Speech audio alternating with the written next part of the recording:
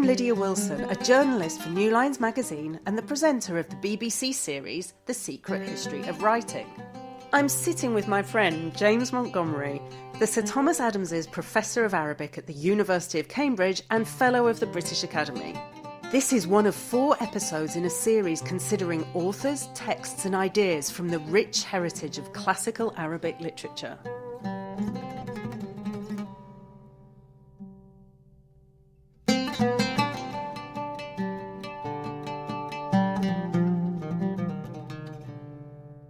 Imruʼ al-Qays, Echoes of Love Lost. Echoes of love lost where the dune dips between Dakhul and Hawmal, Todih and Mikrad. My tears brought the troop to a halt at the ruins, faint, woven in patterns by the north and south winds, grounds and pools spattered with ream dung peppercorns.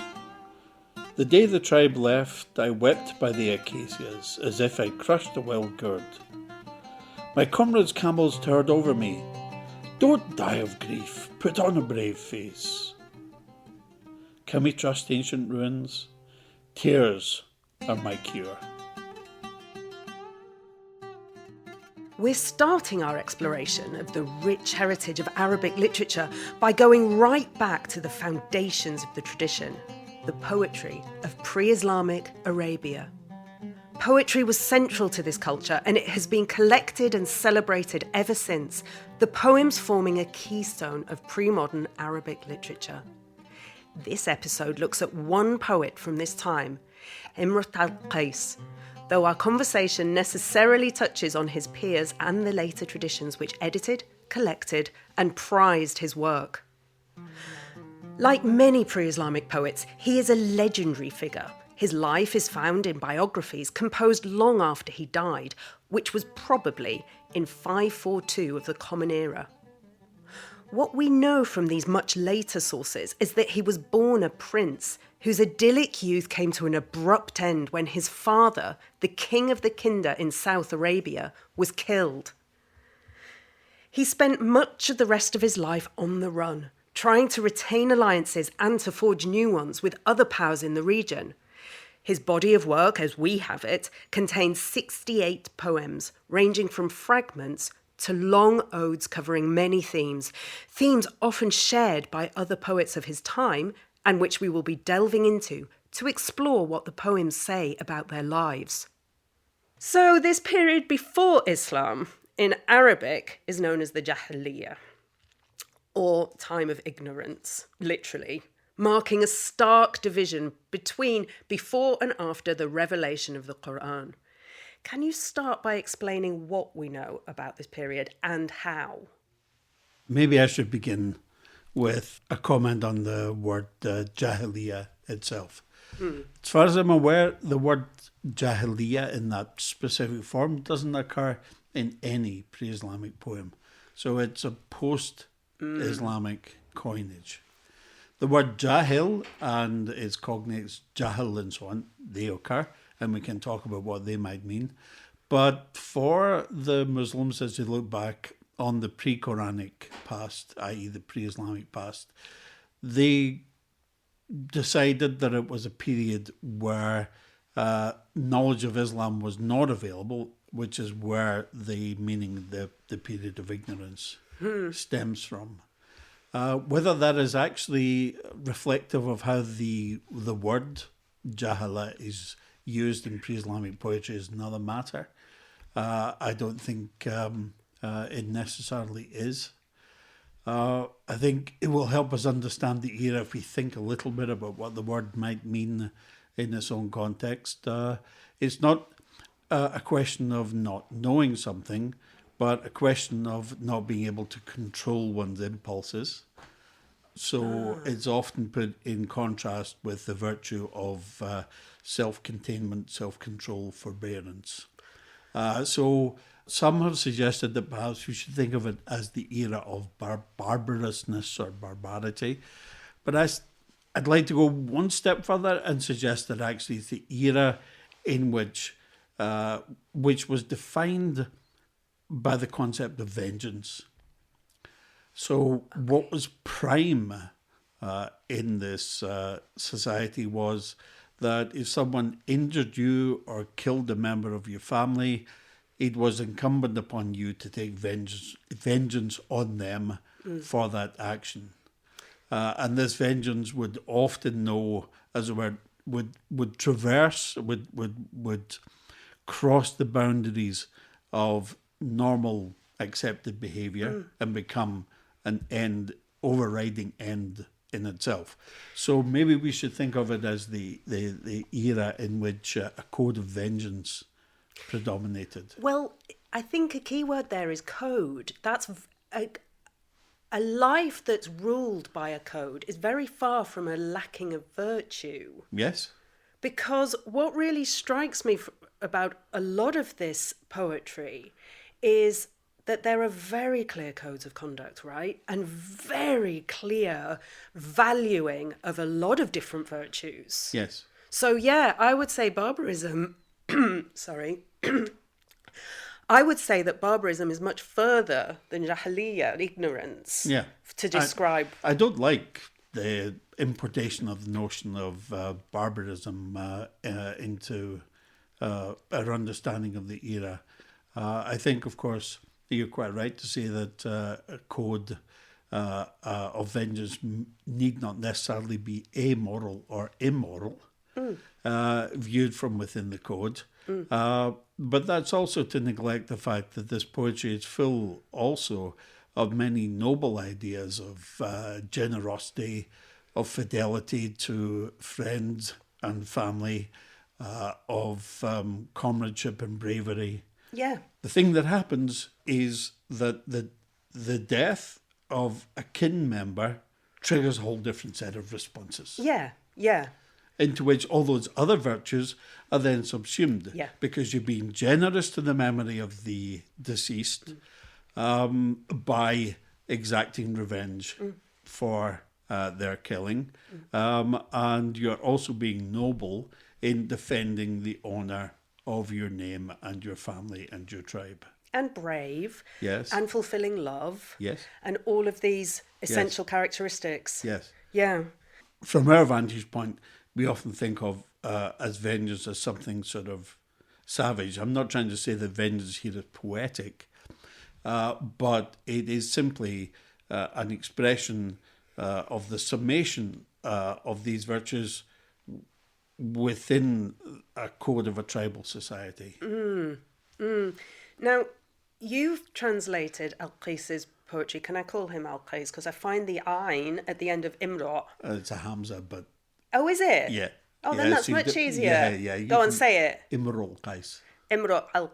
No, but Yeah. you have to do the double hamza. Well, no, so... It's a wasat, al-hamza tawassul. To get how the Hamza works, you have to think of dialects of English that have glottal stops. Right? Yeah. So Bottle. ball, right? So No, because there's two together. bottle. There's two. Right. Imruʼ. al-Qays, but there's no ayn anywhere. You put the... two hamzas. Imruʼ.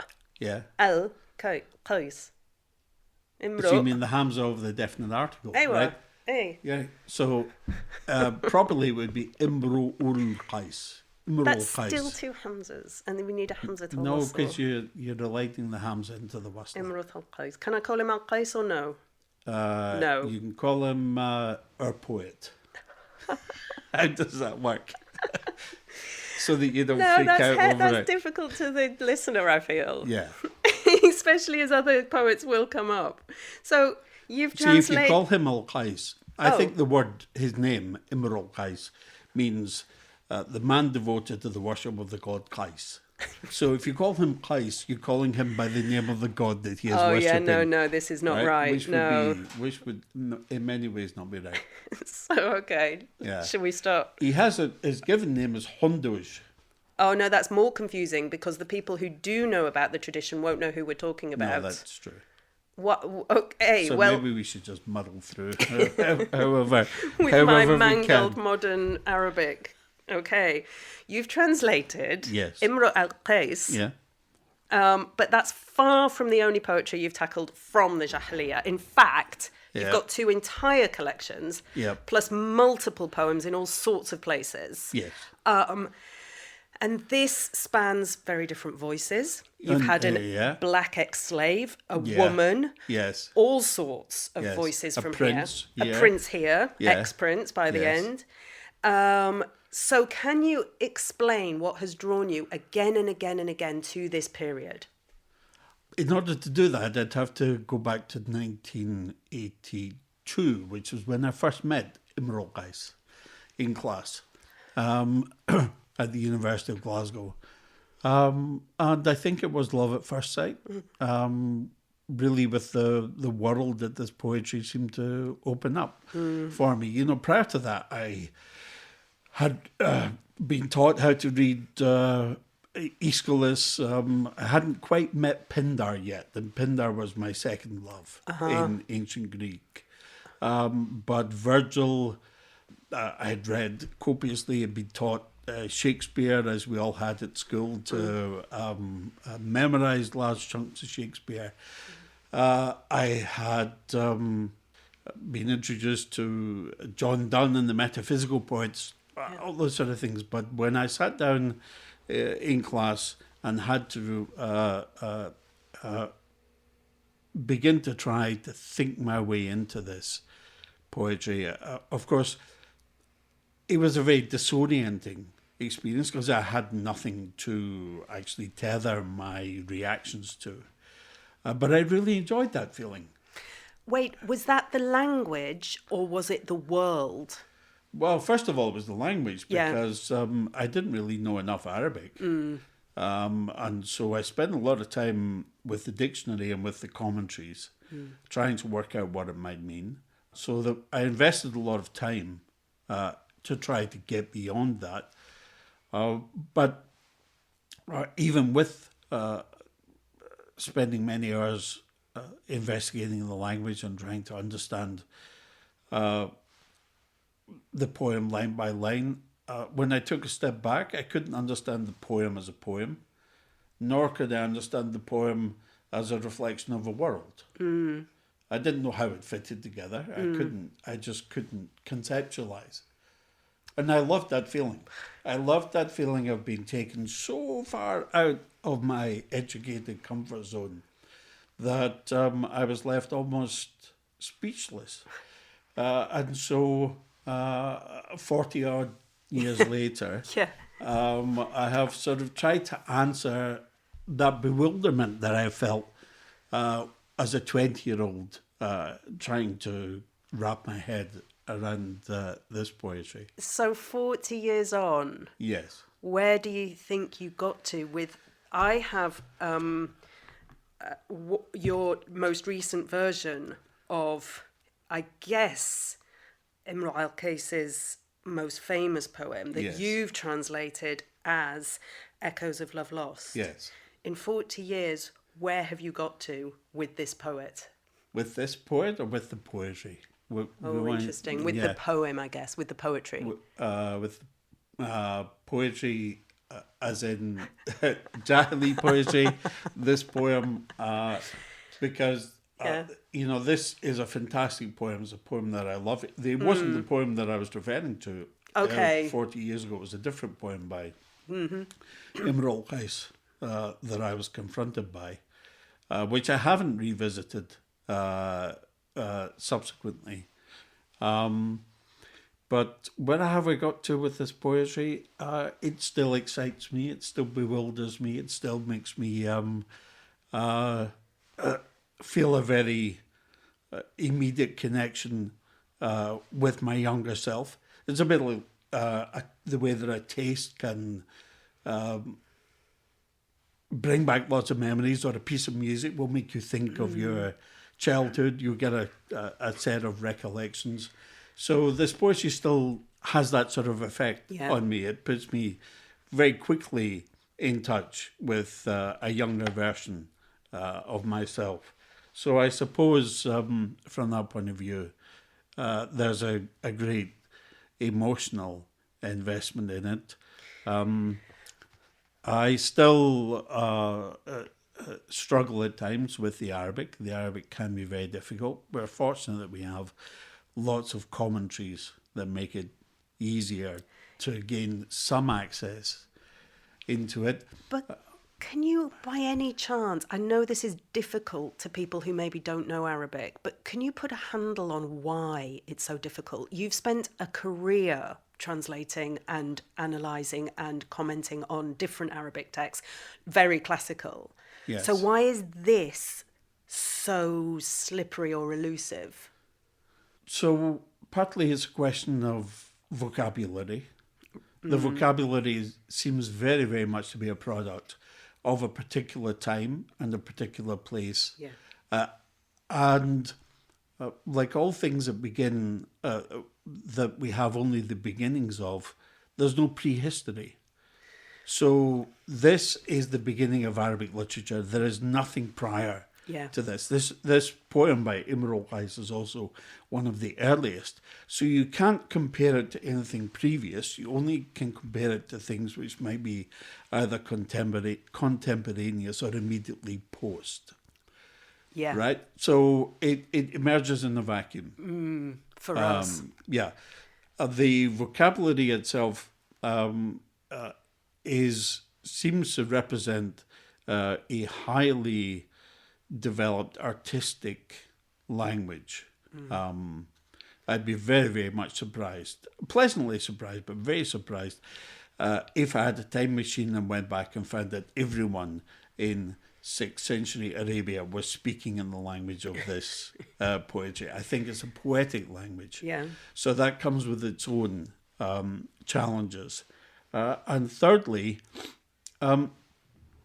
it is that the poet seems so at ease with it that it suggests centuries of development that are completely invisible. Yes.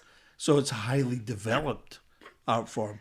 So all of a sudden, in the year 530, 540 or whatever, this stuff starts to appear, and it appears almost perfect. Yeah. And there's nothing prior to it that you can get a sense of. Yeah. Nothing at all. So you're already in some kind of a vacuum. Yeah. And I think that the Muslim scholars who collected this material and studied it from the 8th century onwards felt exactly the same. Right. Right. And so what I get when I read them are echoes of what I felt as a 20-year-old when I was confronting the poem.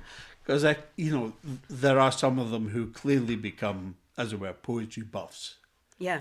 And one can sense in the energy, emotional and intellectual that they bring, the commitment that they bring to the poetry, we can sense, or I can sense, a feeling of the excitement Right. that the poetry gives to them as it gave to me, if that doesn't sound... And no, it sounds exactly right, because I think so many people respond to that, which maybe this is the time to actually mention a completely different response, which was in the introduction to this collection, Fate the Hunter, was written by a contemporary poet, Alice Oswald, without a single word of Arabic. Yes. And she wrote a beautiful introduction. And one of the things she said was that while she was reading it for the first time, the poem seemed to blow through me, leaving a layer of sand. And that really struck me, because I have that instant impression of being taken somewhere really alien. Yes. And there is a light and a dryness and an effect of desert life. And I've dug and dug and dug to try and find where it comes from. And it comes from the whole. There isn't a way of analysing these poems to tell you what the effect is on me. And that is a sort of impenetrability that nevertheless, like the best poetry, gives an overall effect. And so if Alice and I are feeling this, it's no wonder that everybody responds in this way. So Yes. I can utterly understand. Who are the collectors you're actually talking about here? Maybe we can touch on the tradition. Yes, So sorry. before we go there, just to brief asides, what you said. What really impressed me in Alice's introduction and through email exchanges that we had, Alice brought to the poetry, as I did, a really thorough grounding in ancient Greek. Oh, yeah. Alice's knowledge of Homer, for example, Yeah. is fantastic. She's done a book-length project on the Iliad, isn't that right? Called Memorial. Memorial. Where she lists the names of all the dead heroes. That's a fantastic way of Extraordinary. approaching. And when she performs it, by the way, she does it from memory. Yeah, well. So she didn't come, as it were, without any similar equipment. Another poet that I would like to mention from Saudi Arabia. So I was introducing this poet from Saudi Arabia at a literary festival, and we were talking about pre-Islamic poetry. And she said to me, I like the fact that you've devoted so much time to this, but you don't belong to the desert. And she was pointing to something that you've already mentioned. Of course, my experience of this is entirely imaginative and vicarious and so on. I'm not a product of the desert. No. I'm a product of 20th century Glasgow. And there may be some similarities somewhere that one could try to argue. Vengeance? Yeah, possibly. Codes. Yeah. A very strong ethical code of conduct that characterises the city. But she was hitting on something that you were mentioning there that made me think of it. She said, if you're not from the desert, you won't get the poetry. So there is always something that I lack, and that lack becomes a drive. Right. And I know that I will never make up for that lack, but the drive is still something that is actuated by I'm all too conscious of this lack. Well, let's go on to the first collectors, or I don't know what the word is, but the generation after the coming of Islam, Yes. who collected this poetry. A lot of them were not from the desert. No. So the way we even have this poetry is mediated in the second remove. Thank you. Yes. Yes. I was groping for conduit, and I knew that wasn't right because it meant that they were preserving it for us. Yes. But it is mediated. But from the beginning, there's been an appreciation of a way of life that has felt alien. Is that fair to say? Alien might be too strong a word, I think. Different, not urban, would be a more exact way of putting it. The fascination was not necessarily with the way of life, but with the language itself. That's what those scholars were after. They were after the language. Explain why. Largely because this coincided with the codification of the early study of the Quran. Yeah. And so in order, the better to respect God's words, they wanted to understand Arabic in all of its fullness. And the only thing that existed other than the Quran was the poetry, and so they turned to the poetry. Some scholars have argued that the driving impulse was a wish to define the notion of Arab and Arabness. Right. Which may be the case. I don't really want to think too much about that here, but the original scholars from the 8th and early 9th centuries were driven by a wish to understand the phenomenon of Arabic as a language, and Arabic as a language that God would have chosen to express the final revelation in. Yes, yes. So those early collectors, were they not native Arab speakers? No, I think they were. They were. I think they were, but they were from the garrison towns of Iraq. Iraq. From Kufa and from Basra Yeah. originally. Basra in particular was a destination for many of the desert tribes who would come up from Arabia in order to trade and so on. And the study of Arabic and pre-Islamic poetry is connected with the activities of scholars talking to tribesmen and Bedouin who have come up to trade in Basra. Yeah. So that led, I suppose, to how enduringly present they were in the following centuries. And that was systematized, wasn't it, that preservation? Yeah, it became the disciplines of lexicography. It fed into the emerging discipline of grammar. Yeah. And so on. But we shouldn't forget that actually there is an intervening poetic tradition that stems from the pre-Islamic Arabia to the early Abbasid era from 750 onwards. We're talking at the moment about 800, the 800s of the Common Era, because we have a vast body of poetry for the dynasty known as the Umayyads, who were based in Damascus and in Syria. And that poetry shows a profound awareness of the pre-Islamic poetry, and in many ways is a continuation and a reformulation of some of its artistic features. So there is an unbroken poetic tradition, because the way in which poets would operate is that each poet would have at least one, if not more, transmitters.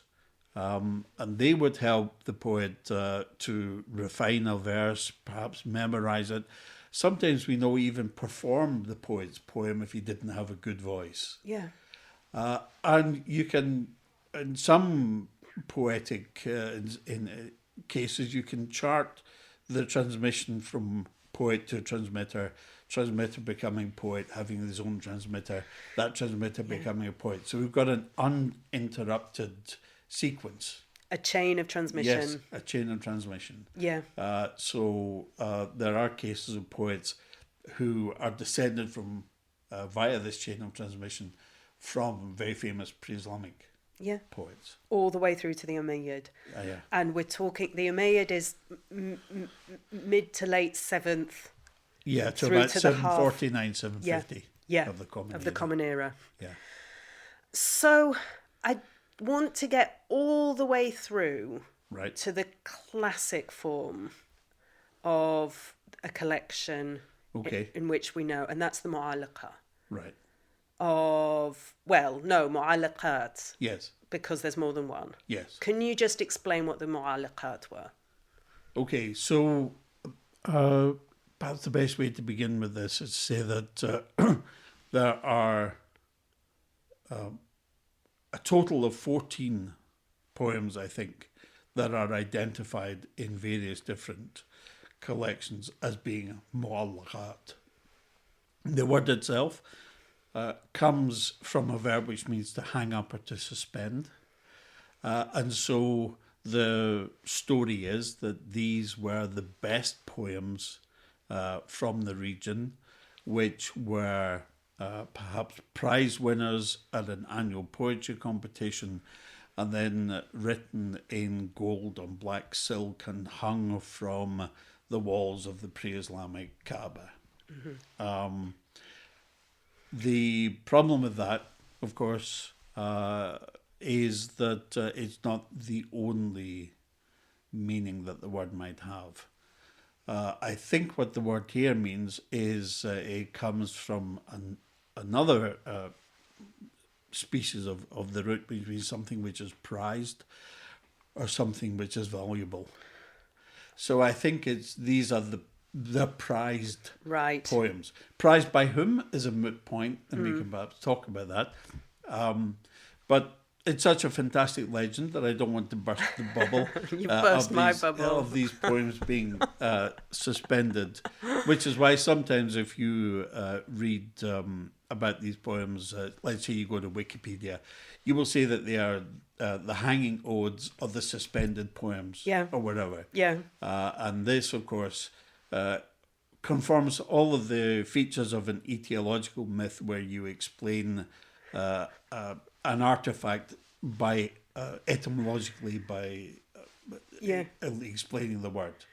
So, well, at this point, I just want to say that I have been to a museum of poetry, which seems like an odd subject for a museum, and it is an odd museum. Yes. It's in Dubai. Have you been? No, I haven't visited that museum. And it's declaimed from the walls. Yes. It disembodied, Yes. which, you know, it's an oral tradition, which Yes. is fine, but it also is hanging on wall hangings. Yes. And I wonder if that's directly from this legend of meaning of mu'allaqah. Yeah, of course it would be. And but it makes the more serious point, which it is a living tradition across the Middle East in a way that I think it's a little bit more rarefied and niche in our society.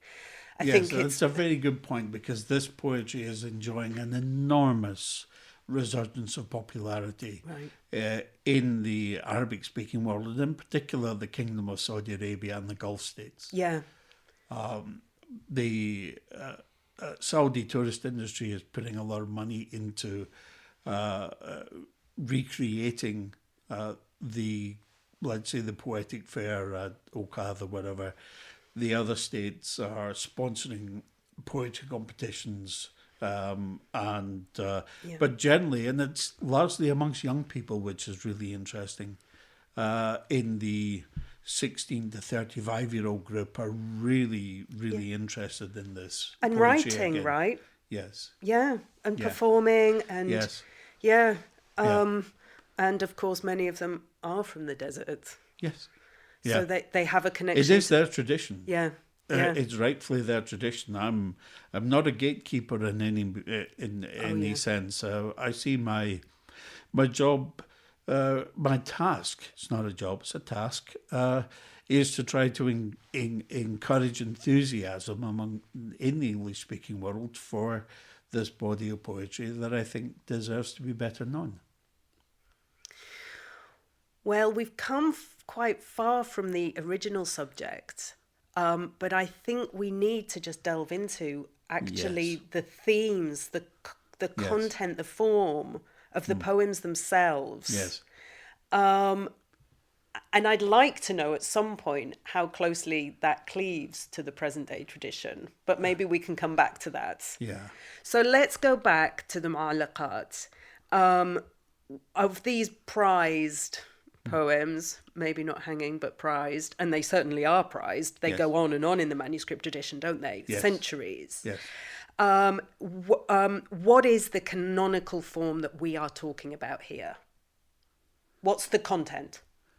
Okay, so we're going to use the word that we've been interestingly not using since we started, and that is qasida. The Arabic word for poem. I can't believe that we got this far in the discussion without actually mentioning the supreme art form of Arabic civilization, which is the qasida. Okay, what is a qasida? The qasida is traditionally, and in the context of pre-Islamic Arabia, it will be a poem and of about 70 to 100 verses, which will cover a variety of subjects. So the scholars use the word polythematic. And so a lot of scholars will talk about the polythematic ode as a paraphrase of the word qasida.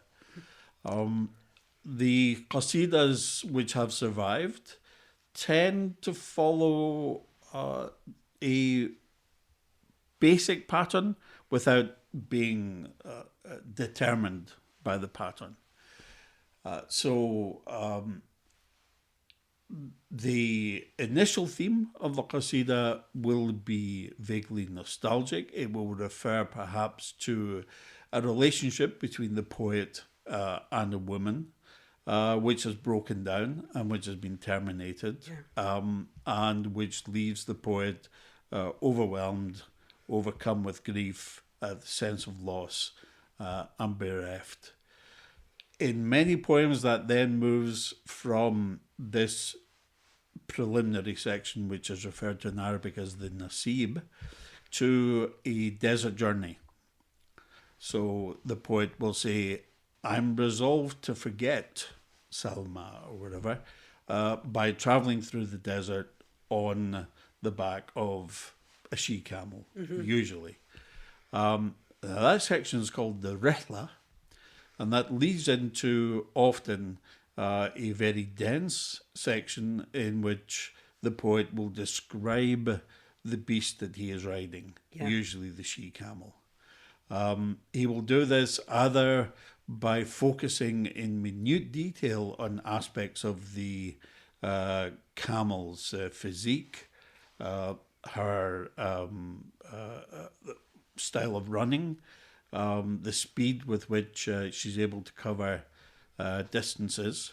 So it can be a very technical, physiologically technical section of the poem. Occasionally the poet will say, when I was riding my camel through the desert, she reminded me of, and he will bring in another animal. So he will bring in perhaps an oryx. And then we will get an extended simile in which aspects of the oryx's existence is described. Or he will take an animal which is sadly now extinct, the onager, the wild ass, Arabian wild ass, sadly no longer is with us. And he will describe aspects of the wild ass's behaviour. Or sometimes we also find descriptions with the ostrich. And so sometimes, in fact, slightly in the later tradition, all three might appear. And this section in Arabic is known as the wasf al-naqa, the description of the she-camel.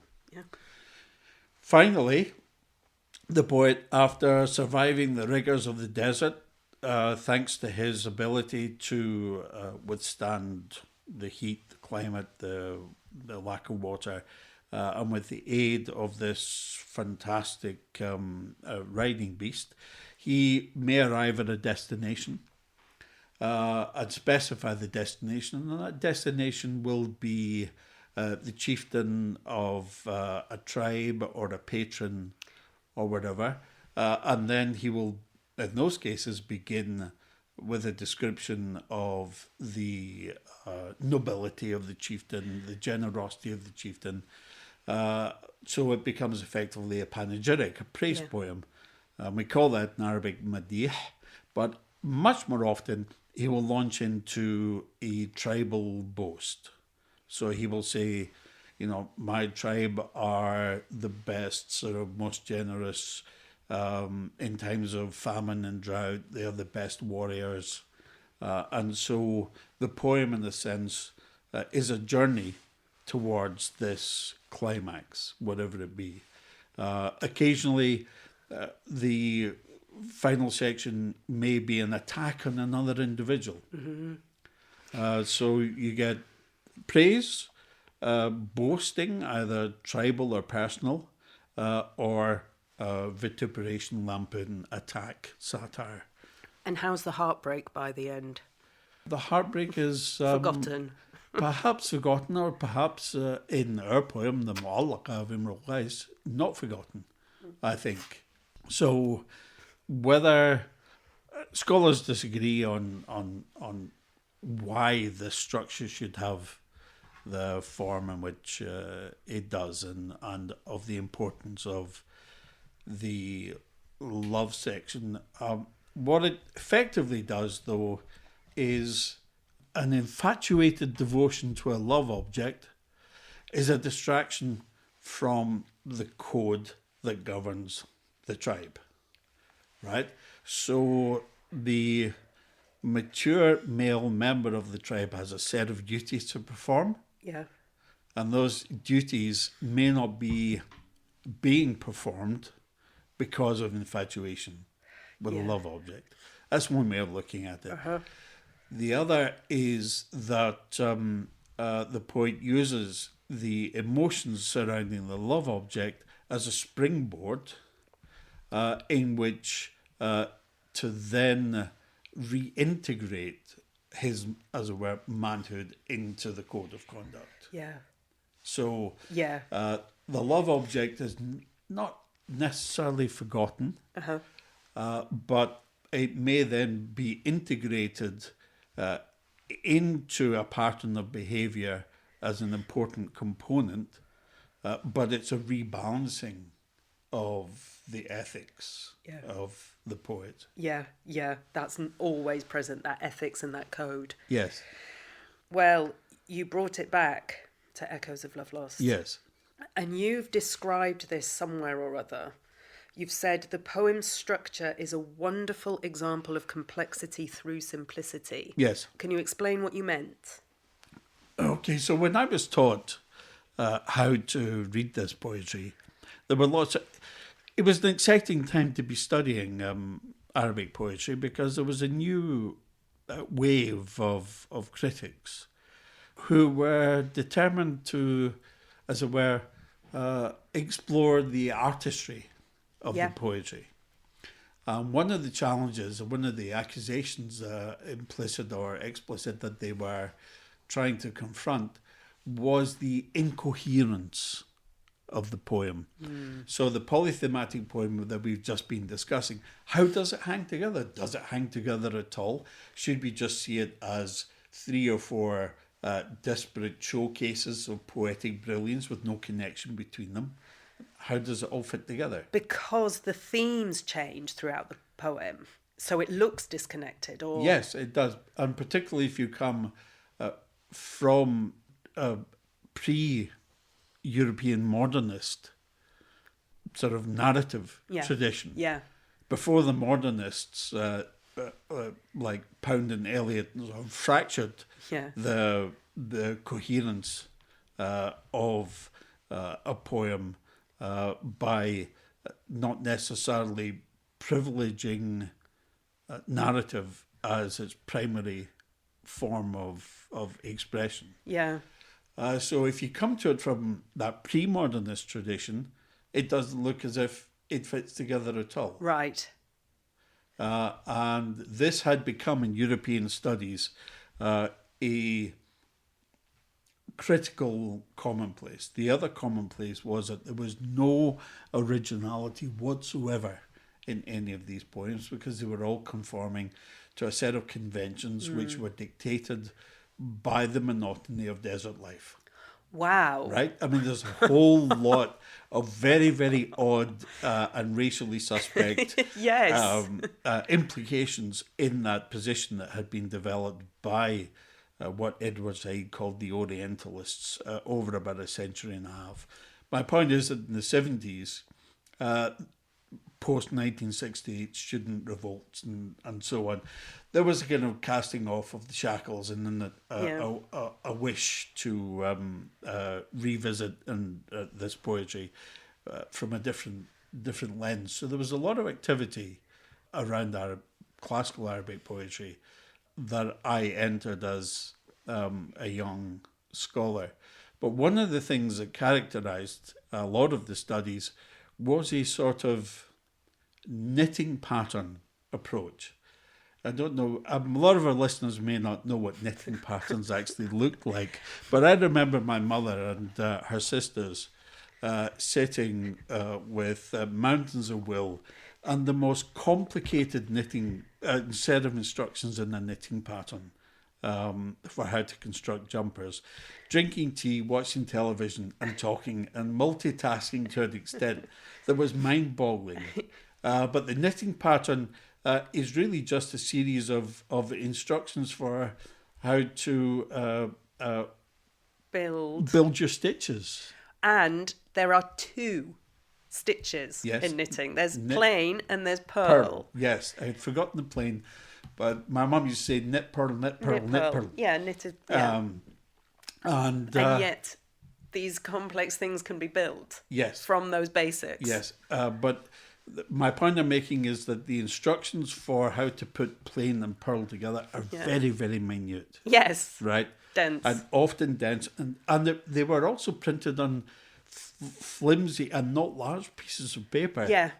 Which, that got bent and creased. Yes. And which made them look a bit like binary code.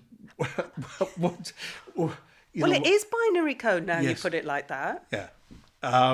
So there was this knitting, what I think of as a knitting pattern approach to poetry, and I was guilty of it myself in some of my earlier publications, where you spend a lot of time saying verses 1 to 6. No, that's Nasib. It's Nasib branch 3, because I have a chart of the different forms of Nasib, and one tried to sort of micro-analyze in the hope that somehow we would then be able to build out from the micro-analysis. And this struck me after some 20 years of kind of adhering to this practice. And I think I still have the index cards in this room somewhere where I actually analysed about 150 poems in this manner. You produce knitting patterns. I produced knitting patterns out of the poetry. And of course, that's not why I went into the poetry in the first place. I went into the poetry because I was in love with it. So I was kind of micro-analysing and deconstructing the object that I loved. And so when I finally published my monograph, The Vagaries of the Qasida, I was so disappointed that I felt that I'd managed to kind of kill the poetry that I loved in 1,000 blows that I turned away to look at, to work on other subjects. It was only through translation, and translation is something which I've become interested in the last 15 years, profoundly interested in as an exercise in itself and not as an adjunct to other scholarly work. It was only through translation that I began to discover a way of abandoning the knitting pattern mentality.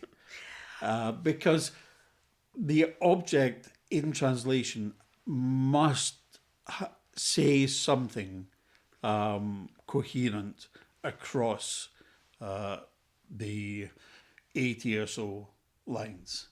I cannot, it would not, I feel, work for a reader new to this poetry for me to have persisted with, a translation that said Nasib 1 to 10. Yeah. And then it doesn't work. No, it doesn't work, largely because we don't read and listen to poetry like that in our own language anyway. And no one does. It's not what poetry's for. No, exactly. Well, that does take me right back to the beginning where I said I couldn't work out why I had the same response that Alice Oswald had, of feeling this sand blowing through. Yes. When I sat down with the poem, and I tried to last night, I read her introduction and I read this particular poem and I read it again, and I was trying to find the bits that I could quote that gave me that feeling. Yes. And I can't pick it apart. No. It's something to do with the whole. Yeah. Maybe, was it Shelley who said unweaving the rainbow? Was it Keats? Don't know. But you unweave science unweaves the rainbow, and what have you got left? Yeah. You've just got a theory. You haven't got a rainbow anymore. Exactly. And to get back to the question that set me off down the knitting pattern reminiscences, the complexity and simplicity. Before I sat down to try to translate this poem, I had, of course, been very much exercised over its structure, its knitting pattern structure. How much of it was Nasib, how much of it is boast, how much of it relates to the animals camel. or the camel. There is no camel in this poem, is it? Oh, yeah. Bad example, yes. And it wasn't until I sat down to do it that I realised that there was effectively a very, very simple structure to this poem, and that was that there was almost like the mise en scène. The situation is set up by the address of the two companions to stop and to halt at an abandoned place. That leads to a set of memories. Yeah. And those memories are finally stopped at the end of the poem, where the poet once again addresses someone else by saying, "Do you see the lightning?" And that's the storm scene. So it seems to me that effectively that there's only two parts to the poem, if there are any parts at all. There's the first scene where you stop at this set of ruins in the desert, and the second scene where they watch a storm. And in many ways, the 20 or so years that I spent uncovering the knitting pattern in the poem is nonsensical, because it looks very complex because he brings up memory after memory after memory in the first part of the poem. And that's why I began with the word echoes, because I wanted this to be seen as my translation of it, the poem is one of a poem that is like a memory box that he is opening. And some of those memories are nested, Yes. aren't they? One woman temporarily reminds him of another. Yes. And so the list of women goes on. Yeah. One of the other features of pre-Islamic poetry is its attitude to temporality within the poem. Yeah. One of the great challenges in translating it is whether I use the present tense, the past tense, past continuous for a particular scene, because the Arabic doesn't give you any help. No. The Arabic modal system for verbs is a lot more flexible than the Anglo-Saxon. And so there's always I always have a big existential crisis about which tense to use, when and where and why. It's one of the things I think about the most when working on this poetry. I've just been in Palestine, and I was in a meeting where somebody said, well, our approach to time is very different because of our language. And the argument was that the present tense, which is used for so much more than our present tense is always continuous. The actions are never completed, which leads to a far more expansive sense of time, including circularity. Yeah. Does that ring true to you? I can see it making a lot of sense. I mean, for me, what fascinates me is the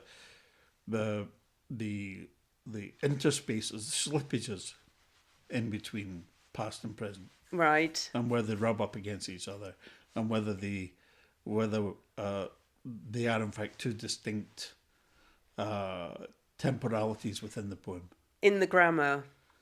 In the structure, in the grammar. Right, putting things against each other as well as Yes. the use of certain constructions. Yes. And meaning in the poetry is often constructed through a process that we refer to as parataxis and not hypotaxis. So hypotaxis is when I went to the shops, I saw Lydia. Right? So I saw Lydia is consequent upon the temporal clause when I went to the shops. Right? An Arabic poem might say, I went to the shops, I saw Lydia. You make the connection. And often, if we're not sensitive to those connections, when they're put on a larger scale, one tends to see them as fractured or as simply disconnected. And this sense of an exploration of how parataxis works as a vehicle of meaning is central to how I understand and read the poetry. So it's juxtaposition. Yes, side by side rather than one after the other. Yes. Right. So we have two in our poem. We have two scenes side by side. And we have traveling through the desert, coming upon a set of ruins. The ruins the poet recognizes eventually as a place where he had this relationship with this woman. They weren't able to be together, and it makes him unhappy. And he then begins this whole set of memories that include other women, but also importantly, include memories of when he is an outcast, no longer Yeah. part of a settled tribe, when he encounters a wolf, and when he accomplishes that magnificent hunt that he describes. Yeah. And so that's one set. And then the second set is this storm that destroys the whole land. The only thing that's surviving apart from the poet at the end. The only thing that survives is really the poet and his companion at the end, when all the animals are destroyed except for the larks that are singing because they can fly above the flood. So the challenge then is to work out, well, within any system of meaning, what is the poet saying? You know, what do we do with these two sets of experiences? And I don't have a set answer to that, because the great mystery of the poem is that it can be read in so many different ways. Is the first part the loss of his kingdom to the death of his father, that he is referring to, as it were, elliptically or symbolically? And is the second part his vengeance that he wants to wreak on the world that deprived him of his rightful crown? Is that how we understand the two together, with the memories of the past and the threat of vengeance in the future? That was one of the models that I toyed with when I was trying to translate it.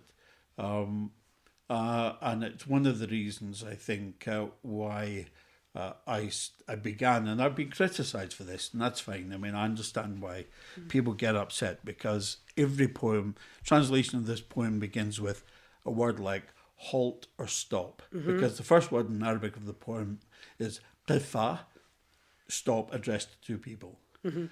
But I decided that wasn't going to work for me, because the first part that we've discussed in the poem, through memory, builds up a real momentum of energy. And I didn't want the energy to be stopped in the first word. And do you think it isn't stopped by qifa in Arabic? That would be an entirely different reading of the poem. I think they would give an entirely different translation. Yeah.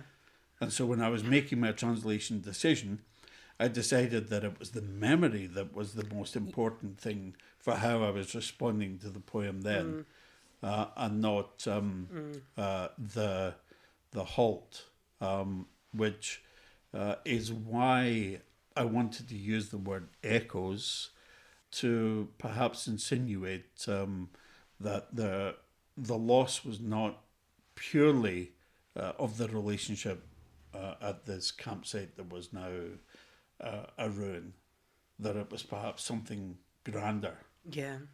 And so the version that I put, that I eventually translated, was that of almost like a sort of memory box in the first three quarters, and then this massive, almost diluvian storm that floods everything and destroys everything. Yeah. And it just struck me that by saying in English, stop, halt, comrades, often you'll find both my friends, stop, let us weep. I felt that the poem beginning with the stop in English just wasn't working for me. Do you think you needed 40 years to think about it, to gain the confidence to make those sorts of decisions? Possibly. I think what I needed was for this not to be the first translation of an Arabic poem that I published. Yeah. I needed the confidence of all the other works that I'd done. I also needed perhaps the controversy that my translation of the first line of the Mu'allaqa of Antara ibn Shaddad in war songs, with that minor Twitter storm that it generated. I needed that under my belt. Do we need to actually? We didn't cover the form of the mu'allaqat. Yeah. But one of the canonical poems in that is one by Antara. Yes. And he was mentioned earlier. He's the black ex-slave Yes. with a phenomenally strong voice that Yes. has come through to us from the Jahiliyyah period. Yeah. And you've done a whole book on his poems. Yeah, that was a kind of life-changing experience, translating that book. Not the Twitter storm. The Twitter storm was very gratifying. Explain what it was about. Well, it was gratifying because people were actually reading it. Yeah. Right? Whether I'm right or wrong doesn't matter in the end. No, what was the about? You have to tell people what it was about. Well, the first line of that Mu'allaqa is normally translated as, have the poets left any aspect of poetry unpatched? Mm-hmm. And so it has traditionally been understood as a reflection on the poetic art, that no poet prior to how can Antara speak if everyone is already, all the other poets have already said everything that there is to say. Right. But from my explorations in the lexicon, it seemed to me actually not to be about poetry itself, but to be of a piece with the rest of the poem. And it was about war, and it was about death, and it was about conflict and battle. So my compromise was, I think something on the lines of, did poetry die in its war with the poets? Yeah. Because I wanted war Yeah. in there straight away. Because the whole thing is effectively a battle cry. Yeah. And it has an entirely different drive from the Mu'allaqa of Imruʼ. Entirely different. There's the memories in the poem lead into a series of kind of shape-shifting. It's almost as if the woman is an avatar of death. And it's a very, very dark poem. And I wanted war in there right at the beginning, because your translation has to have some form of, one's translation has to have some form of consequence, of it has to cohere. Yeah. In order to allow people who do not know all that I know about the commentary and everything else to get a sense of how it might be working. Right. And that's what a translation is for, to access Yes. a reader Yes. who doesn't come with that background. Yeah. Well, that's the objective. That's the challenge in dealing with a body of poetry. Interestingly, this body of poetry was better known in the 1870s, 1880s, and 1890s than it is today. When you look back at the amount of translations of the Mu'allaqat into English from the end of the Victorian period, you're really quite surprised by the number. Wow, I didn't know that. Yeah. I mean, they had the language chops, didn't they? They did, but also, Tennyson wrote a poem called Locksley Hall, which is about man and nature, which he said was based on the Mu'allaqa of al-Qays. No. Yes. Yeah. That's extraordinary. So it went into the Arabic tradition and it's alive in the Gulf today. Yes. And it went through into the Victorian tradition. Yeah. Yeah. And but then poetic tastes change, and eventually, of course, modernism arrives. Yeah. And throws it all out, sweeps it all away. We're now confronted with the situation that it's our task to try to reinvigorate interest in the poesy that actually was once really quite familiar to English-speaking readers. So you're capturing echoes in many ways, including through our tradition. That's a nice point. Yes, I like that very much. Thank you.